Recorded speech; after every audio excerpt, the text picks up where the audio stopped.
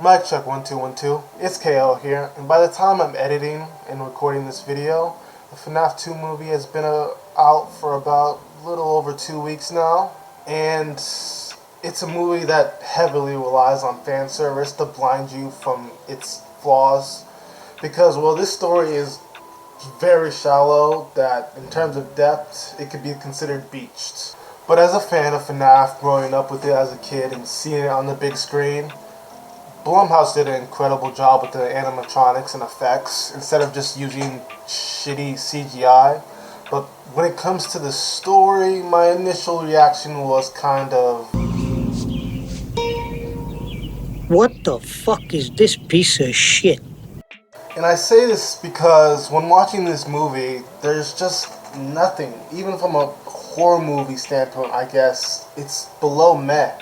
It's just a typical cliche, loud noise, bang, what was that?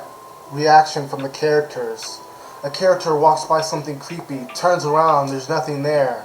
All this with horrible build-ups that leads to jump scares, with loud noises, and the cardboard pizza levels of dialogue that the actors are given. It just doesn't help.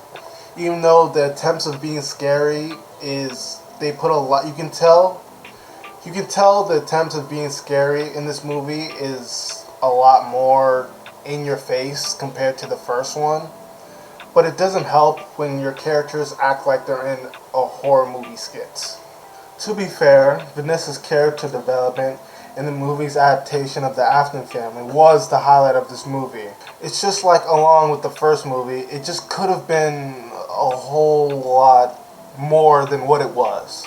Because when I first found out about FNAF having a movie adaptation and introducing it to Hollywood, I was expecting something more unsettling, compelling in story aspects. A copy from the game that had this eerie feeling to it behind the smiles of the animatronics. But it seems like the writers had a different approach. A more simple approach, I should say. And it was obvious to me when, in this movie, they made Puppet, or slash Marionette, being the antagonist in the movie.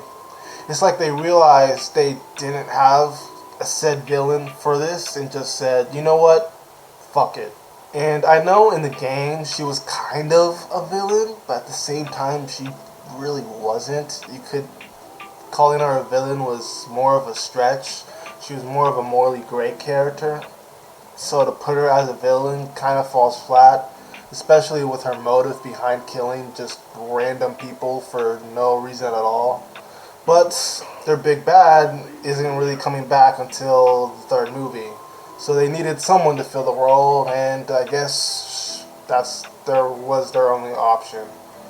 But dude, even then, man, even as a villain, Marionette never gives off any tension or real threats. Not just her, but in this movie in general. I could never really feel any threats or concern for the main cast, because most of it is just oh no, the animatronic's coming down the hall. Oh my god, he puts on a Freddy mask like the games. You see, like in the game, where he did it in the game, you put the mask on and they go away. It's just I don't know, man. It's like, oh my god, you see an animatronic kill background character number 83 off screen, and it's just like, I feel nothing. I feel no nervousness, no fear, no goosebumps, just nothing.